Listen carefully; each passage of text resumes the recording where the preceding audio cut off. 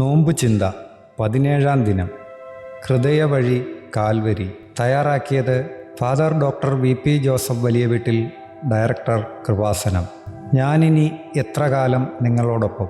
ഈശോയുടെ രൂപാന്തരീകരണം നടക്കുന്ന താബോറിൻ്റെ പശ്ചാത്തലത്തിൽ താമസമിന സംഭവിക്കാനിരിക്കുന്ന തൻ്റെ മരണത്തെക്കുറിച്ചുള്ള അവിടുത്തെ വാക്കുകൾ ധ്യാനിക്കേണ്ടതാണ്. മരണം മൂലം ദേഹവിയോഗം സംഭവിക്കുന്ന ഒരു വ്യക്തിക്ക് സ്വാഭാവികമായും ഉണ്ടാകുന്ന വ്യഗ്രതയെ കുറിക്കുന്നു ആ വാക്കുകൾ.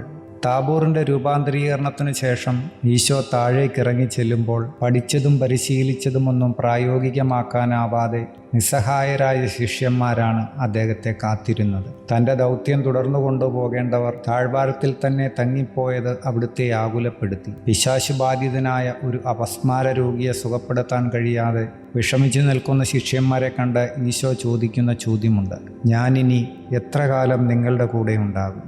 ഈ ചോദ്യം ഓരോ മനുഷ്യനും ഈ നോമ്പുകാലത്ത് സ്വയം ചോദിക്കേണ്ടതുണ്ട്. താബോറിൽ നിന്ന് ഈശോയ്ക്ക് കിട്ടിയ ഒരു സന്ദേശം തൻ്റെ മനുഷ്യാവതാര കാലഘട്ടം ഏറെക്കുറെ തീരുകയാണെന്നുള്ളത് ആയിരുന്നു. ആ പശ്ചാത്തലത്തിലാണ് ഈശോയുടെ ചോദ്യം: ഞാനിനി എത്ര കാലം നിങ്ങളുടെ കൂടെ ഉണ്ടാകും?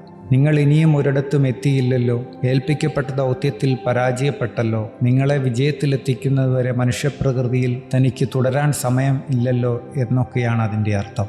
എല്ലാത്തിനും ഒരു കാലമെന്ന സഭാപ്രസംഗിയും ഓരോന്നിനും ഓരോ കാലം അവിടുന്ന് കൽപ്പിച്ചു നൽകുന്നുവെന്ന നടപടി പുസ്തകത്തിലും രേഖപ്പെടുത്തിയിരിക്കുന്നു. അതുപോലെ തന്നെ ആധ്യാത്മിക പരിചരണത്തിനും പരിശീലനത്തിനും ഒരു കാലം ഉണ്ടെന്നത് സ്വാഭാവികമായും മനസ്സിലാക്കാം. നോമ്പുകാലം അതിൻ്റെ കാലമാണ്. ഇതുവരെ നോമ്പിൻ്റെ യഥാർത്ഥ ചൈതന്യത്തിലേക്ക് വരാത്തവർ ഉണ്ടാകാം. നോമ്പ് പകുതിയോളമാകാൻ പോകുന്ന ഘട്ടത്തിലും നോമ്പിൻ്റെ ചൈതന്യത്തിനൊത്ത് ആത്മാവിനെ പരിചരിക്കാത്തവർ ഉണ്ടാകാം. ഇവിടെ ഈശോയുടെ ചോദ്യം പ്രസക്തമാണ്: ഞാനിനി എത്ര കാലം നിങ്ങളുടെ കൂടെ ഉണ്ടാകും?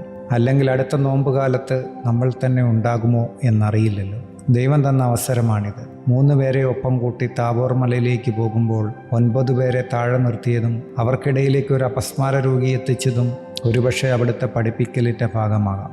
അവരോടാണ് ഈശോ നേരത്തെ പറഞ്ഞത് ലൂക്ക 10:19 ഇതാ സർപ്പങ്ങളുടെയും തേളുകളുടെയും ശത്രുവിൻ്റെ സകല ശക്തികളുടെ മേൽ ചവിട്ടി നടക്കാൻ ഞാൻ നിങ്ങൾക്ക് അധികാരം നൽകുന്നു, ഒന്നും നിങ്ങളെ ഉപദ്രവിക്കില്ല എന്ന്.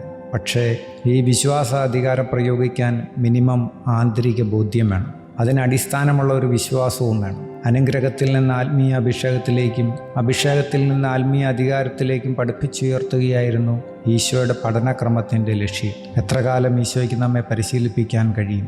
നമ്മുടെ പരിശീലനത്തിൻ്റെ കാലം എണ്ണപ്പെട്ടിരിക്കുന്നു. നോമ്പുകാലം ഉത്തരവാദിത്തപ്പെട്ട ഒരു കാലമാണെന്നുള്ള സൂചനയാണ് വചനം നൽകുന്നത്. അതുകൊണ്ട് ദൈവം നൽകുന്ന നിർദ്ദേശങ്ങൾക്ക് അനുപേക്ഷണീയമായി നമ്മൾ തന്നെ മുൻകൈയെടുത്ത് നിലവാരമുള്ള ആധ്യാത്മിക ജീവിതത്തിലേക്ക് ഉയരാൻ പരിശ്രമിക്കണം.